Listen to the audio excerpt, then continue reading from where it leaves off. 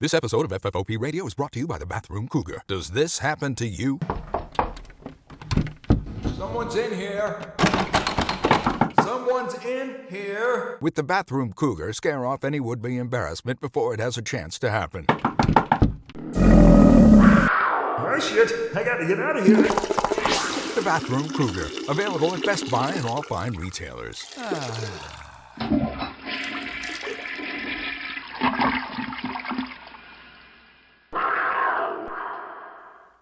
Reading from Alternate Subjects by David Lindblad. Chapter 1. The Fire Sale.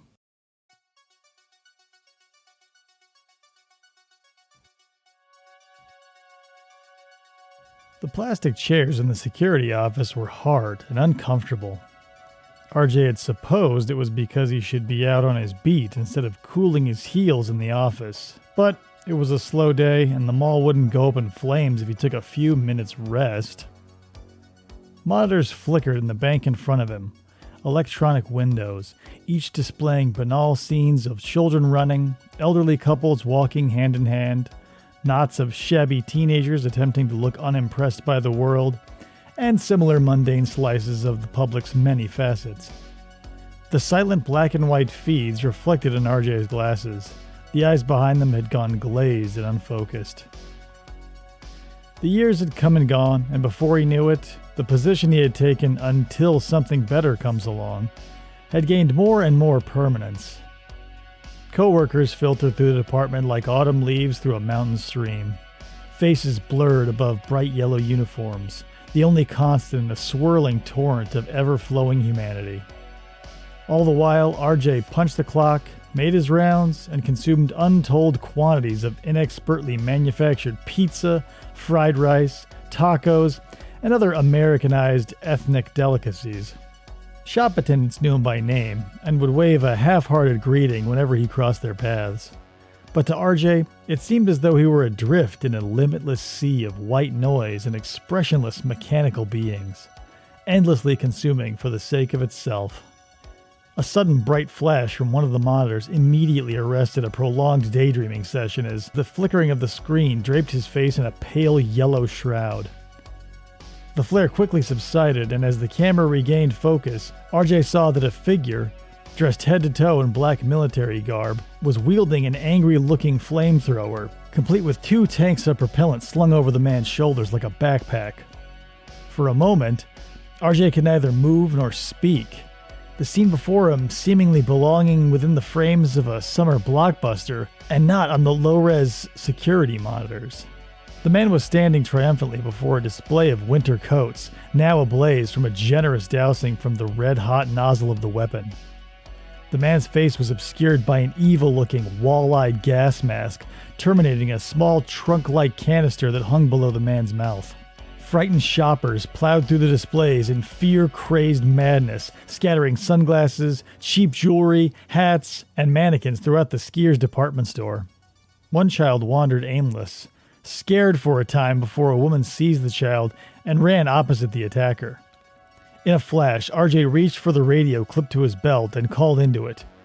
"We have a situation in Skiers. First floor at the foot of the escalator. There's a man with a flamethrower." The disembodied voice of one of his subordinates sounded through the cracking speaker. "Are you fucking kidding me? Fuck that!" Randy! Randy! RJ shouted into the headset, but there was no reply, save for the quiet hiss of static. He knew immediately that all of his officers had abandoned their post and were most likely wetting themselves on the way out of the mall to the safety of their cars. RJ looked back at the monitors in horror as the man with the flamethrower walked with purpose through the aisles of the department store, firing off jets of liquid destruction. Polyester activewear melted from hangers as black smoke bellowed from the flame's greedy appetite. RJ knew that if he didn't do something fast, there would be more burning than just mannequins and tacky outerwear. Thinking quickly, he seized another handheld radio from its charging station and clicked it on. Speaking into it, he heard the reply, followed by the whine of a feedback loop from the other. Resting on the counter in front of him sat the microphone that, when activated, would send his or any other voice through the PA system that ran through every square inch of the mall. With a roll of Scotch tape, he depressed the transmit button and sat the second radio with its volume turned all the way up in front of the microphone. He quickly affixed the other back to his belt and produced a key on a long silver chain from his front pocket. A tall gray locker stood in the corner, and with a twist of the key, RJ swung the door open and gazed inside. Glimmering sets of handcuffs held suspended by pegs lined the back of the locker, but they were not what RJ was after. Resting against the side of the steel locker was what RJ had hoped he'd never have to use. Sure, he'd been taught how to use it and gone through all the certifications, but never in his wildest dreams had he imagined that a day like this would come. He reached in and eagerly seized the enormous gas-actuated spear gun and felt the impressive weight of it in his hands. A large canister of CO2, freshly charged, was planted in the stock of the thing that could launch a spear tipped with an explosive charge at over 1,200 feet per second. Very few problems could not be solved by a weapon such as this, and RJ sighted down the gun, imagining the kick it would deliver when fired. He thrust his head and arm through the nylon strap and pushed through the door of the security office. Word had gotten out of the attack and had spread through the entirety of the mall. Men, women, and children were running in every direction, wailing and shrieking in terror. The Skiers was not far from the security office, and soon RJ was among the store's displays of makeup and perfume. Smoke was now thickly flowing overhead, artificial thunderheads roiling in a fury and ascending the nearby escalator. RJ kept low, lurking behind the makeup counters, slowly closing in on the sounds of jetting flames as they erupted from the thrower. A display, left vacant by a woman offering free samples of eyeshadow, had been toppled in the confusion. Packets of the purple substance littered the floor around him. Snatching one of the containers, RJ dug into the makeup with his fingers and spread a thick purple line beneath each of his eyes. With a quick shoulder roll, he dove behind a display of brightly colored scars and froze, taking in the scene. The man's black mask gleamed in the fluorescent lights, but RJ quickly lost sight of it as the man continued to wander about the store. Grasping the collar of his bright yellow polo, he ripped it away in one great rending of fabric, exposing a hairless chest not unfamiliar with the gym. Snatching a green and blue patterned scarf and cinching it around his head, he slipped the spear gun from around his shoulders and, gripping it tightly in his hands, he began to creep toward the madman. RJ peered out from behind a support column, catching sight of the masked figure. The man had cornered a family and was shooting jets of flame that devoured the displays on either side of them. Harsh, muffled laughter erupted from the maniac, the pilot light of the weapon reflecting hideously in the smoked glass that hid the man's eyes. The man was drawing a bead on the family and was moments away from squeezing the trigger when RJ seized his radio and lifted it to his lips. "I wouldn't go and do a thing like that if I were you, you fuck-wagon shit-streaked motherfucker." RJ's words echoed through the store by way of the radio broadcasting through the PA's microphone. The man in black stopped and nervously jerked his head in every direction. The mask partially blocked his hearing, and the outcries of the whimpering family further served to cloud the source of RJ's words. The man flailed his arms wildly and shouted hoarse threats, spinning in place as he searched for the owner of the disembodied voice.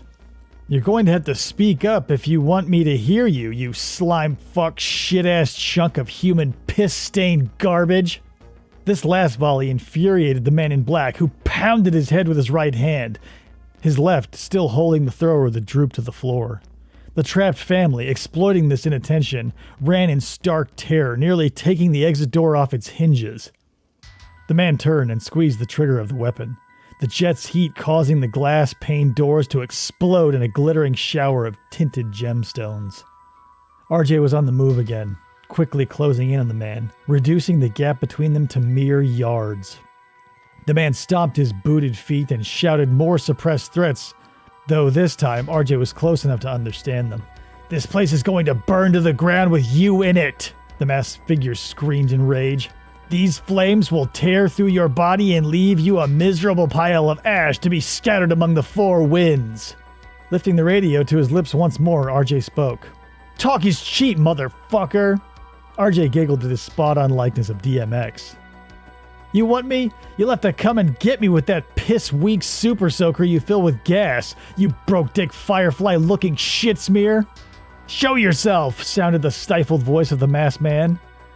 "Take a shitting stroll up the escalator, you fuckmeat," RJ shouted. "My ass is waiting up here, just wishing I had some gutless little scumfuck to tear into." The masked head turned almost mechanically and locked in the direction of the slowly ascending electric stairs. The man's body tightened and sank, each foot slowly eclipsed by the other as he cautiously approached the escalator. A sleek feline advancing, ready to pounce. He paused at the foot of the moving stairs and peered upward.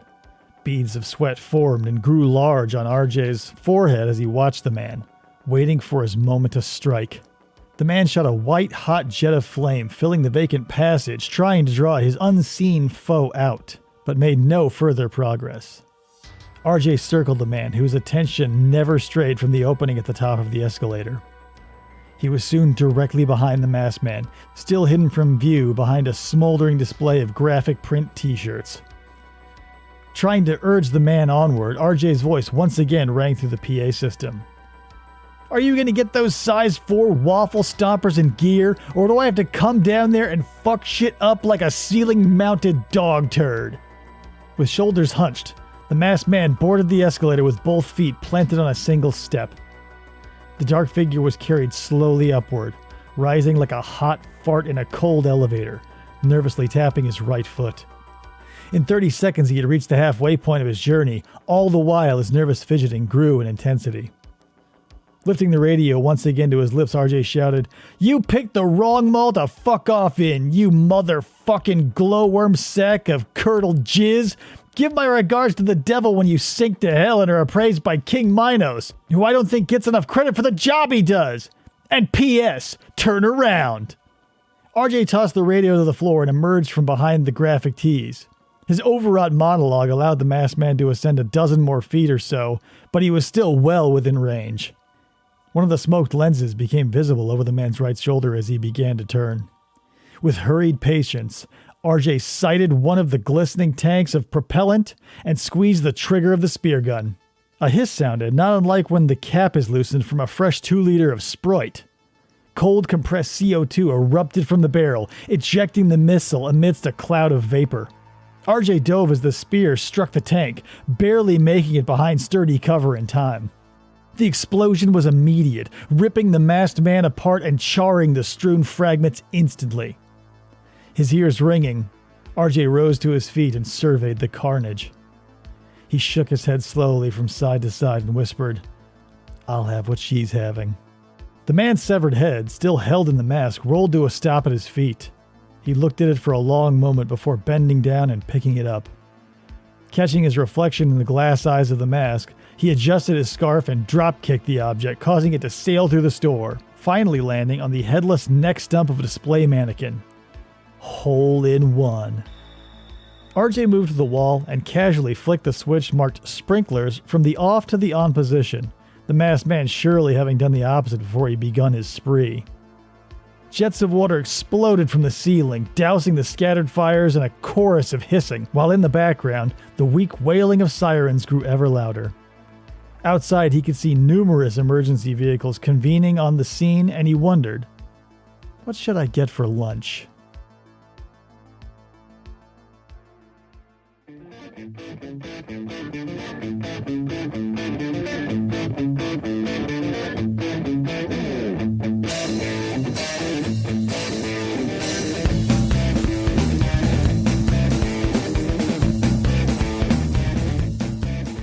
Or they try to